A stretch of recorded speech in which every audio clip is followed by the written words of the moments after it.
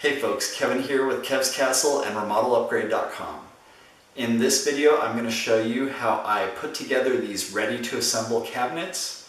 And this is the first video of a series where I walk you through the steps of putting them together and then installing them and finally hanging the hardware on these cabinets and adjusting the doors and finishing the job. So if you want to see those videos, hit that subscribe button down below. And also give me a thumbs up if you like this video, because it really helps me out a lot and I appreciate that. And I am going to also want to tell you about my free Hiring the Ideal Contractor checklist.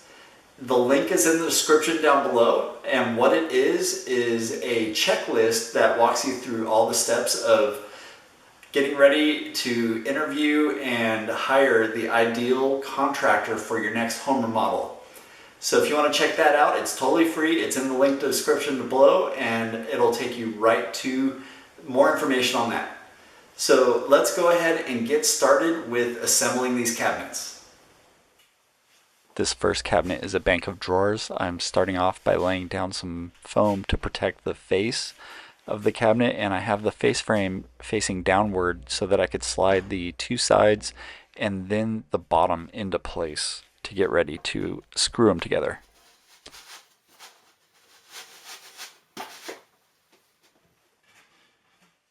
I use 3 or 4 screws for spacing on this size cabinet. It's roughly about a foot apart per screw. They don't have to be perfectly spaced apart, but you want them to be pretty equal. I'm using size 8 by 1.25" flathead Phillips screws. You can get away with using 2, maybe up to 2.5 inch, but anything longer than that will become a problem. As you try screwing it in, it might poke out through the bottom or the sides. The reason why I'm not drilling any pilot holes in this scene or countersinking it is because I've already done that. I've already built this cabinet once and then realized in order to put the face frame on, I have to disassemble it and put the face frame on. So I'm not going to show you the first part of me building it and then taking it apart again. I'm showing you how to build it from the beginning, and I will go over how to do the pilot holes and that step later. The drawer guides come with this piece that fits in the holes that are already drilled in the back of the cabinet. I'm putting both of those in and screwing them in before I put the actual drawer guide on, and that will let me know exactly where it's going to be lined up with, and it holds it in place so that I can screw in the front of it directly onto the face of the cabinet. I'm just putting one screw, and these drawer guides sit on the face frame. I just repeated that process until all of the drawer guides were in place, and now it's time to build the drawers. So I laid down a piece of clean cardboard to make sure that the face of the drawer guides the drawers do not get damaged.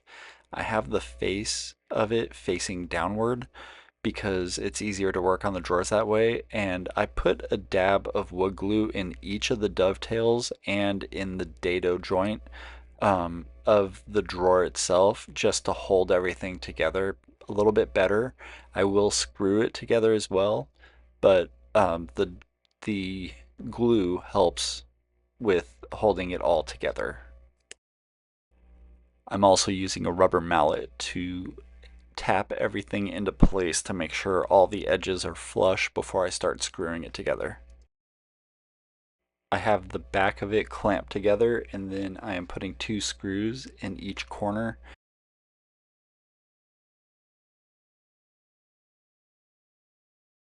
These are the clips that mount onto the bottom of the drawer, and they have a left and a right, and if you have a hard time telling which one goes on the left side and which one goes on the right, you may want to just hold them up to the drawer guide just to make sure that they'll lock in place correctly before you put them on the drawer. But once they are in, you're just going to screw in 2 screws that come with them into each bracket. Now I'll repeat the process until I have all the drawers finished.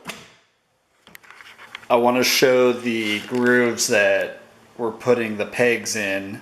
They're like these keyhole shaped grooves. There's 3 of them. And to do so, what we're doing is we're putting it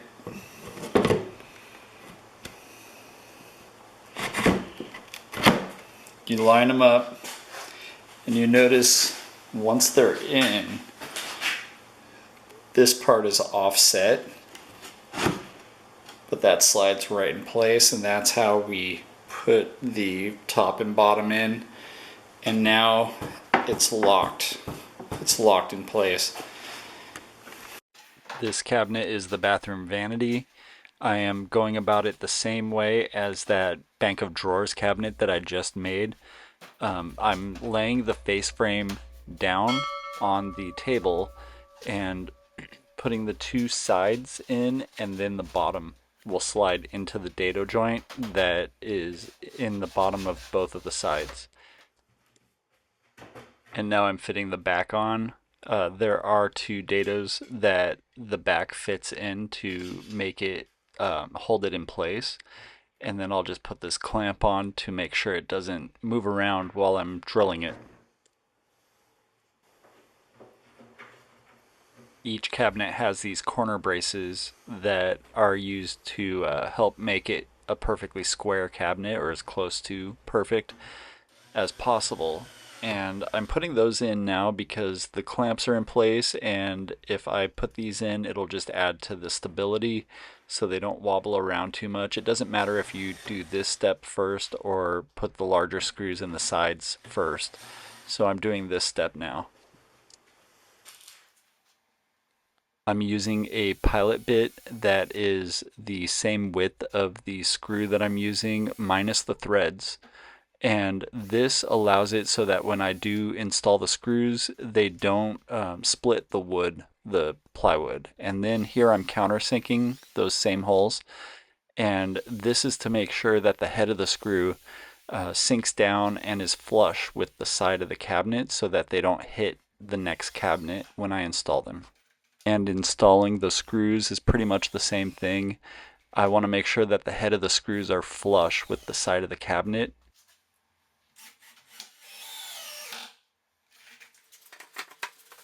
I'm putting together one of the upper cabinets here, and you've seen all of the steps already. I just wanted to show you what it's like to put a different cabinet together.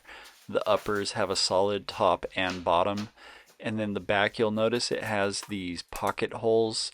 They're like at an angle. I'm not using those because it would take such a small screw that it wasn't very stable to put those little screws in. So I'm using size 8 by 1.5" screw, and that is going in through the side because none of these sides are finished. So I'm able to drill right into the side. Otherwise the pocket hole would be required.